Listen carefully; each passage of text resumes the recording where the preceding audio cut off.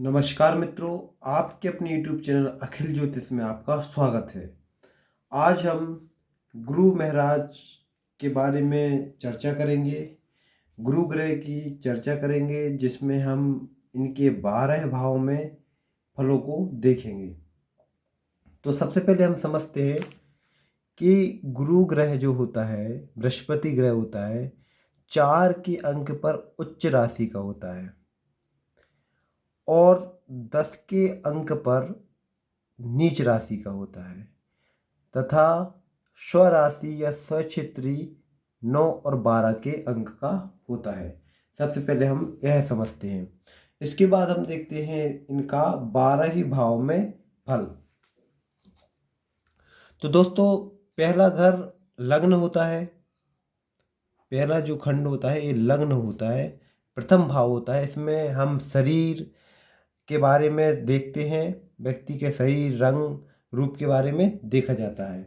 तो प्रथम खंड में, प्रथम घर में यदि गुरु महाराज बैठे हों, गुरु बृहस्पति महाराज बैठे हों, तो व्यक्ति ज्ञानी होता है, चिरायु होता है, दीर्घजीवी होता है, विद्वान होता है, साथ ही साथ में यह आस्तिक होता है, धर्मात्मा भी होता है, व्यक्ति स्वाभिमानी भी होता है। इसके साथ साथ यदि हम इसके रंग की बात करें, यदि पापक ग्रह इसको नहीं देख रहे हों तो यह गौर वर्ण का होता है। इसके साथ साथ यह रूप में सुंदर होता है यह व्यक्ति, और लग्न में गुरु स्वयं एक राजयोग बनाता है और व्यक्ति को अच्छा पद प्रदान करता है, क्योंकि गुरु कारक होता है उच्च पद का। तो अच्छा पद प्रदान करता है, अच्छी नौकरी दिलवाता है, मान और प्रतिष्ठा भी साथ में वृद्धि करता है। इसके साथ हम देखें द्वितीय भाव में गुरु,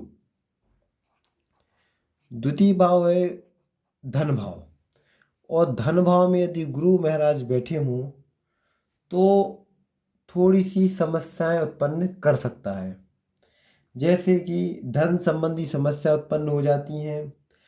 चूंकि यह पंचम दृष्टि देखता है रोग क्षेत्र को षष्ठम, तो यह रोग बीमारी भी उत्पन्न कराता है।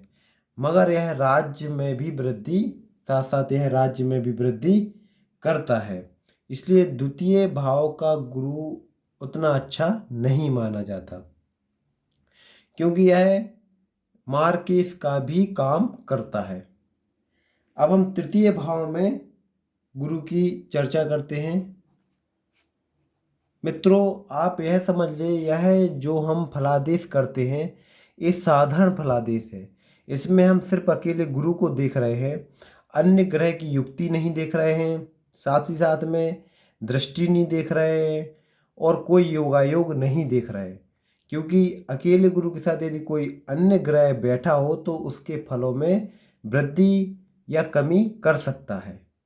तो इस बात को आप ध्यान रखें।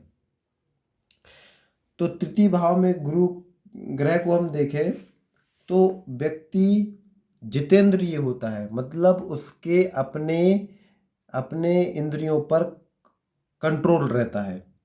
साथ ही साथ में व्यक्ति लाभ युक्त होता है, मतलब लाभ उसको हमेशा प्राप्त होता है, स्त्री प्रिय होता है क्योंकि पंचम उसका सप्तम में देख रहा होता है। यह व्यवसाय भी बहुत अच्छा आता है क्योंकि पंचम दृष्टि उसके सप्तम में पड़ती है, व्यवसाय क्षेत्र में पड़ती है। भाई बहन का अच्छा सुख मिलता है उसे।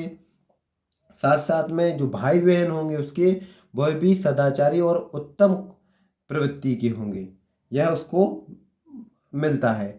साथ साथ में यह लेखक भी हो सकता है, यह व्यक्ति लेखन कार्य में भी श्रेष्ठ हो सकता है। मगर यदि पापक ग्रह हो या पाप ग्रह से युक्त हो, राहु केतु वगैरह उसे देख रहे हो या साथ बैठे हों, या अन्य ग्रह मंगल या अन्य ग्रह भी बैठे हों, तो फिर व्यक्ति भाई बहन के सुख में थोड़ी सी कमी कर देता है। चतुर्थ भाव में हम गुरु की चर्चा करें, चतुर्थ भाव में गुरु महाराज बैठे हों तो व्यक्ति सुंदर देह का होता है। व्यक्ति कैसा होता है? सुंदर देह का होता है। साथ साथ में यह अपने आप में एक राजयोग भी बनाता है। केंद्रस्थ गुरु हमेशा राजयोग कारक होता है, क्योंकि इसकी दृष्टि सप्तम राज पर पड़ती है। तो व्यक्ति राज प्राप्त करता है, अच्छी नौकरी प्राप्त करता है, उच्च पद प्रदान करता है, मान सम्मान के पद प्राप्त करता है। साथ साथ में यह वाहन और जमीन की भी वृद्धि करता है, क्योंकि यह चतुर्थ स्थान जमीन, वाहन और माता का होता है। तो इन तीनों चीज़ों में यह वृद्धि करता है। और यदि इस गुरु के साथ शुक्र और चंद्र भी बैठे हों तो व्यक्ति के यहाँ ज़्यादा वाहन या बड़ा मकान, जैसे हम कहते हैं कि बंगला जैसे मकान होते हैं, का योग प्राप्त होता है व्यक्ति को, यदि शुक्र चंद्र साथ में बैठे हों। इसके अलावा यदि पाप ग्रह से दृष्ट हो या पाप ग्रह युक्त हो, जैसे जैसे राहु केतु वगैरह और बैठे हुए यदि इसके गुरु के साथ, तो फिर इन सब चीज़ों में कमी हो जाती है। व्यक्ति के पास वाहन और घर नहीं होता, या फिर किराए से लोग रहते हैं। ऐसे लोग किराए से भी रहते हैं जिनके पाप दृष्टित गुरु हो चतुर्थ भाव में, या राहु केतु साथ में बैठे हों, पापक ग्रह साथ में बैठे हों, या पाप ग्रह से युक्त हो, दृष्ट हो। इसके साथ साथ ये है खर्चीला भी होगा, मगर ये इसका खर्च हमेशा सही जगह जाएगा, सत्कर्म में जाएगा, और धर्म के क्षेत्र में खर्च अधिकांश यह करेगा। तो यह खर्चीला तो होगा, मगर यह धार्मिक खर्चीला माना जा सकता है। इसके अलावा हम देखें पंचम भाव में गुरु का प्रभाव। पंचम भाव यह संतान का भी होता है, बुद्धि का भी क्षेत्र होता है। तो व्यक्ति चतुर बुद्धि का होता है, तेज बुद्धि का होता है, सीखने वाला गति इसकी तेज होती है सीखने की। साथ साथ में यह पुत्र सुख प्राप्त करता है, यदि शुभ ग्रहों से दृष्ट हो या शुभ ग्रहों के साथ इसकी युक्ति हो, तो व्यक्ति के यहाँ पुत्र सुख प्राप्त उसको होता ही है। लेकिन यदि यहाँ गुरु उच्च का बैठा हो, मतलब उच्च राशि में बैठा हो 4 के अंक का, या 100 राशि में बैठा हो 9 और 12 के अंक का, यहाँ या तो 4 अंक लिखा हो, या तो 9 अंक लिखा हो, या तो 12 अंक लिखा हो, और गुरु अकेला बैठा हो, तो संतान निरोध योग बनता है। मतलब ऐसे व्यक्तियों की संतान या तो होती नहीं है, या तो होती है तो थोड़ी सी कमजोर प्रवृत्ति को होती है, विकलांगता युक्त होती है। यदि इसको शुभ ग्रह देख रहे हों, यदि शुभ ग्रहों की दृष्टि हो या युक्ति हो, तो फिर यह योग खंडित हो जाता है। इसके अलावा यह पाप दृष्टि यदि किसी ग्रह की होती है तो अल्प संतति योग भी बन जाता है, मगर शुभ दृष्टि होने से यह योग खंडित हो जाता है। इसके अलावा हम देखें षष्ठम भाव में गुरु का प्रभाव, यह रोग क्षेत्र होता है। तो व्यक्ति के रोग बीमारियों में यह वृद्धि तो करता है। जैसे यदि पाप दृष्टित है या पाप ग्रह से युक्त है, तो व्यक्ति को वात रोग हो सकता है, वात रोग, वायु का रोग हो सकता है, हो जाता है। और इसके साथ अन्य अन्य इसका ये ऐसा रहता है कि यह विरोधी स्वभाव का व्यक्ति होता है, काफ़ी लोकप्रिय होता है, मधुर बोलने वाला भी होता है, और हंसी मजाक वाला होता है यह व्यक्ति। सप्तम भाव में यदि गुरु का प्रभाव देखें तो सप्तम भाव में यह गुरु अकेला गुरु सप्तम भाव में अच्छा प्रभाव नहीं देखने को मिलता है। व्यक्ति यह स्त्री कला युक्त होता है, अन्य स्त्रियों से यह व्यक्ति अन्य स्त्रियों में भी रुचि रखता है। मगर यदि यह शुभ युक्त हो, शुभ ग्रहों से दृष्टित हो या युक्त हो, इसके साथ शुभ ग्रह बैठे हों या शुभ ग्रह देख रहे हों, तो व्यक्ति अच्छा वक्ता, स्त्री प्रिय, धैर्यवान, भाग्यवान, और अच्छी गुणवत्ता युक्त बोलने वाला, साथ साथ में अच्छा व्यापारी भी होता है। यह भी राजयोग कारक होता है, अच्छा व्यापारी इसको यह बनाता है। इसके साथ साथ इसकी स्त्री पतिव्रता भी होती है। मगर यदि यह अकेला है या पाप ग्रह से दृष्टित तो है, तो फिर यह कलह युक्त भी स्त्री से कलह करवाता है। अष्टम भाव में यदि हम गुरु की बात करें अष्टम भाव में गुरु, तो अष्टम भाव में गुरु दीर्घायु देता है, व्यक्ति को शीलवान बनाता है, सुखी बनाता है, दुबला शरीर होता है उसका, धनी भी बनाता है क्योंकि यह इसकी दृष्टि सप्तम धन स्थान को देख रही होती, तो यह धनी भी बनाता है व्यक्ति को।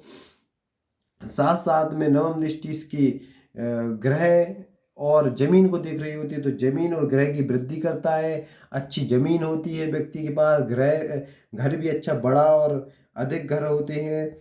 साथ साथ में यह यदि पाप ग्रहों से दृष्टित हो तो यह व्यक्ति को मित्र द्वारा हानि पहुंचाता है, मित्र द्वारा धन हानि होती है ऐसे व्यक्ति की, और उसे गुप्त रोग भी होने की संभावना बन जाती है।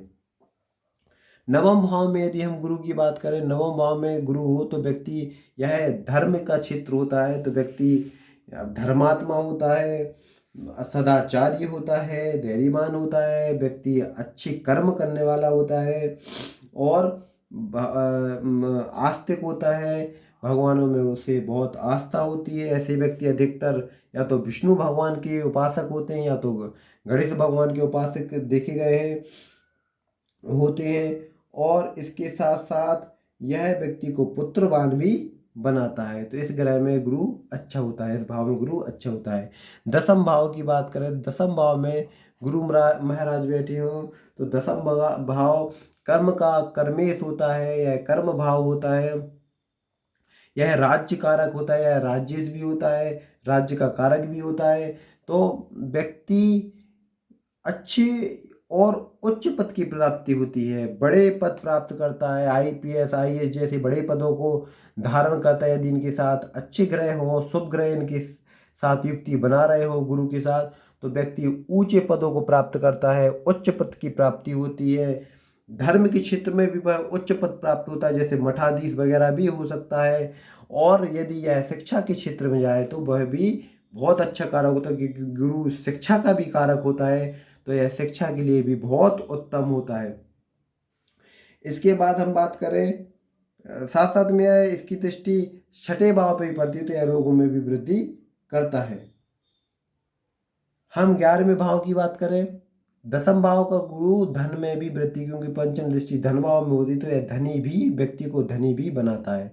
11वें भाव में गुरु लाभ स्थान होता है, 11वें भाव में यह व्यक्ति को यात्राएं भी करवाता है, पुत्र की प्राप्ति होती है, पुत्रवान भी बनाता है, स्त्री से अच्छे संबंध होते हैं, व्यक्ति को रोजगार युक्त होता है, इसको रोजगार भी बहुत जल्दी मिल जाता है, व्यवसाय भी बहुत अच्छा होता है, व्यवसाय यदि करें तो व्यवसाय कारक होता है। मगर यह यदि इसके साथ चंद्र बैठा हो लाभ स्थान में तो यह महाभाग्यवान योग बनाता है, व्यक्ति बहुत धनी होता है, धनवान होता है, और इस ऐसे व्यक्ति को अचानक धन लाभ होता है, जैसे कोई लॉटरी लग जाए या कहीं से उसे अचानक धन प्राप्त हो जाए। इसके अलावा हम यदि बात करें तो अन्य कारणों से यह कई स्त्रियों में रुचि रखता है। 12वें भाव में यदि गुरु महाराज की बात करें तो 12वें भाव में गुरु महाराज व्यक्ति को यात्राएं करवाता है, साथ ही साथ व्यक्ति को खर्चीला बनाता है। यदि उच्च के हों तो खर्चे स्वच्छित्री है, या उच्च के हों तो खर्चीले भी बनाते हैं। खर्च में भी व्यक्ति रहता है, खर्चीला भी बहुत रहता है। मगर यह यदि नीच राशि का हो, 10 के अंक का हो, तो व्यक्ति मितव्ययी यानी कंजूस होता है, फिर ज़्यादा खर्च नहीं करता। मगर साथ साथ में यह व्यक्ति को आलसी भी बनाता है। तो इस प्रकार हमने देखे सभी 12 भाव में गुरु के प्रभाव को हमने बहुत संक्षिप्त में समझा है, क्योंकि समय कम हो रहता है, संक्षेप में समझा है। इसके साथ युक्तियाँ भी चलती हैं, योग होते हैं, जिनसे और अन्य अलग प्रभाव देखने को हमें मिलते हैं। हमने सामान्य प्रभाव देखा हो, आपका कोई क्वेश्चन हो, कोई भी सवाल हो तो आप कमेंट बॉक्स में ज़रूर पूछें।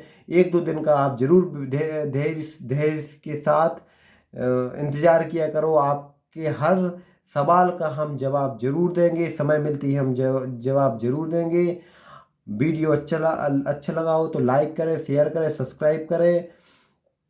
आज के लिए इतना ही। आप पर भगवान शिव कृपा बना रखें। धन्यवाद।